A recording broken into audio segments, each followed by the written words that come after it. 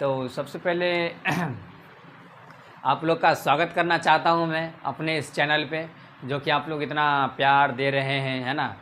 तो आते हैं कमेंट सेक्शन में, आप लोग भरते रहिए कि आप लोग का पढ़ाई कैसा चल रहा, कौन सा सिलेबस का आप लोग को वीडियो चाहिए नहीं चाहिए, ठीक है। तो शुरू करते हैं ज़्यादा नहीं टाइम वेस्ट करते हुए। कह रहा है कि 8.1 का पहला क्वेश्चन है, जिसमें कहा जा रहा है कि त्रिभुज ABC है, एक त्रिभुज ABC है। जब हम त्रिभुज का नाम लेते हैं ना, तो हमारे दिमाग में एक सट से त्रिभुज में आता है कि एक समकोण त्रिभुज ही होगा। क्या होगा?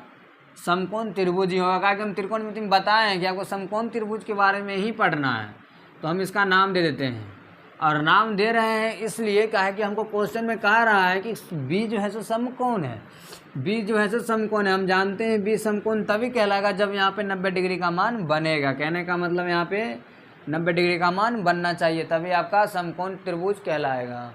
उसके बाद हम आते हैं एक, देखो अब कह रहा है ए बी का मान 24 दिया हुआ। क्या दिया हुआ है? 24 दिया हुआ है। उसके बाद BC का मान क्या दिया हुआ है? 7 सेंटीमीटर दिया हुआ है। अब हमको क्या ज्ञात करना है? AC ज्ञात करना है। तो AC हम जानते हैं ये हमारा कर्ण है अभी फ़िलहाल। उसके बाद ये मेरा लंब है और ये मेरा क्या है? आधार है। चलिए, तो हमें AC ज्ञात करना है। तो बाबा एक पाइथागोरस प्रमेय ने कह के गया है, आप लोग को पिछली वीडियो में हमने समझा दिया है कि बाबा पाइथागोरस प्रमेय का कहना है। सबसे पहले हम लिख लेते हैं पाइथागोरस प्रमेय से, पाइथागोरस प्रमेय से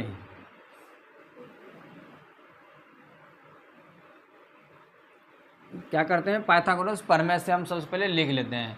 अब पाइथागोरस प्रमेय में बाबा ने कह के गए हैं कि जो फार्मूला यूज करना है, AC का स्क्वायर बराबर हमें करना है AB का स्क्वायर प्लस BC का स्क्वायर।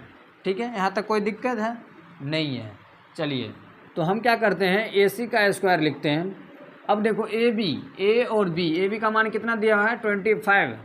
24 सेंटीमीटर दिया हुआ है। 24 का हम स्क्वायर कर लेंगे प्लस BC का मान कितना दिया हुआ है? 7 सेंटीमीटर दिया हुआ है। तो इसका हम लोग क्या करेंगे? स्क्वायर कर लेते हैं। चलिए, यहाँ लिख लेते हैं AC का स्क्वायर बराबर। अब 24 का स्क्वायर कितना होगा?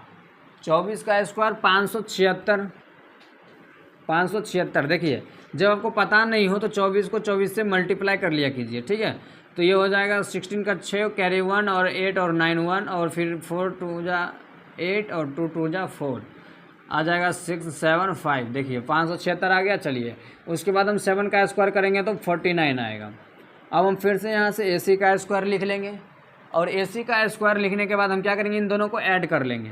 तो ये 9 6 15 का 5, कैरी 1 और 7 और 4 11, 1 2 कैरी था 22 का 2, कैरी 1 और 5 और 1 6। अब देखो मेरे भाई, यहाँ से AC है, AC का जब स्क्वायर हटाएंगे तो ऊपर रूट चढ़ेगा, तो ये कितना हो जाएगा? 625। अब 625 किसका वर्गमूल है? 625 हम जानते हैं 25 का वर्गमूल है। क्या है? 25 का वर्गमूल है। तो चलिए, AC का मान हम लोगों ने कितना निकाल लिया? 25 निकाल लिया। ठीक है, अब हमसे पूछा जा रहा है कि साइन A और कॉस A का मान ज्ञात कीजिए। क्या कीजिए? साइन A और कॉस A का मान ज्ञात करने के लिए कह रहा है। चलिए, हम आप भी साइड में लिख देते हैं थोड़ा सा। ठीक है, चलिए, साइन A पूछ रहा है, साइन A पूछ रहा है। हम साइन थीटा बराबर जानते हैं, फार्मूला होता है लंब बट्टा कर्ण होता है। क्या होता है? लंब बट्टा कर्ण होता है फार्मूला। लेकिन हमसे पूछा जा रहा है कि साइन A, अभी हमने बताया था आपको कि जब आपसे कोई साइन A का मान पूछे तो आपको कोण A से चलना पड़ेगा। कहाँ से चलना पड़ेगा? कोण A से। और जब आप कोण A से चलोगे तो जहाँ देखते हो ना, वो आपके लंब कहलाता है। क्या कहलाएगा? लंब कहलाएगा। तो हम क्या करते हैं कि ये कोण A से जो चलते हैं, लंब मेरा क्या है? लंब मेरा BC है। और फिर पूछ रहा है कर्ण, कर्ण मेरा क्या है? AC है।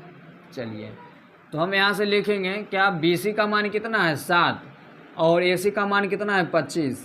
तो साइन A का मान क्या हो जाएगा? 7/25। अब हमसे दूसरा क्वेश्चन कह रहा है कि कॉस A का मान बताओ। क्या पता? कॉस A का मान बताने के लिए पूछ रहा है। कॉस A का फार्मूला क्या होता है? कॉस A का फार्मूला होता है आधार बट्टे कर्ण। तो हम जानते हैं कि आधार बट्टे कर्ण होता है। ठीक है, अब भाई हमसे कॉस A यानी यही कोण से हमसे पूछा जा रहा है। तो आधार इसका क्या आएगा? आधार देखो 24 आएगा, और कर्ण कितना आएगा? 25 आएगा। ठीक है, कॉस ए हो गया, पहला क्वेश्चन सॉल्व। दूसरा क्वेश्चन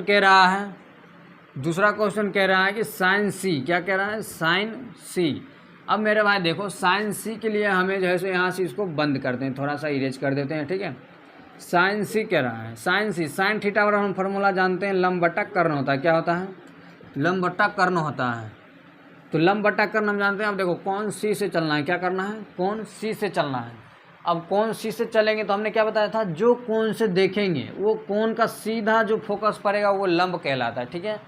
तो लंब कहलाता है, तो लंब कहाँ है मेरा, तो लंब मेरा 24 है, तो 24, और कर्ण क्या है मेरा 25 है, 25। कोई दिक्कत है नहीं। चलिए अब हमसे पूछा जा रहा है कॉस सी। कॉस का भी फार्मूला हम जानते हैं, आधार बट्टे कर्ण होता है। क्या होता है, आधार बट्टे कर्ण होता है। अब मेरे भाई देखो यहाँ से कॉस सी पूछ रहा है आधार, तो हमने क्या बताया, कॉस सी से जो सीधा देखेंगे वो तो लंब कहलाएगा और इसके बगल वाले आधार कहलाएगा। तो आधार मेरा 7 है और कर्ण मेरा 25 है। क्या है, 25 है। तो आप लोग से यही पूछ रहा था क्वेश्चन में, आप लोगों ने देख लिया। तो ये आपका हो गया क्या, आंसर।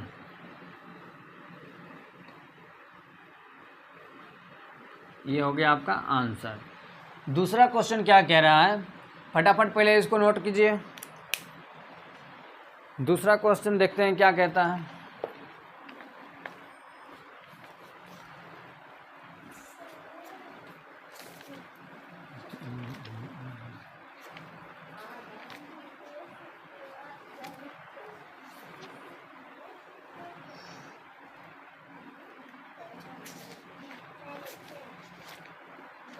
दूसरा क्वेश्चन कह रहा है कि आकृति 8.13 में tan p minus cot r का मान पूछ रहा है ज्ञात करने के लिए, ठीक है। तो सबसे पहले हम लोग थोड़ा इसको इरेज कर देते हैं। नोट कर लिए हो क्या, फटाफट नोट कीजिए, है ना, ऊपर से जब तक मैं मिटा रहा हूँ, है ना। चलिए क्या है तुम लोग को ये बताओ पहले।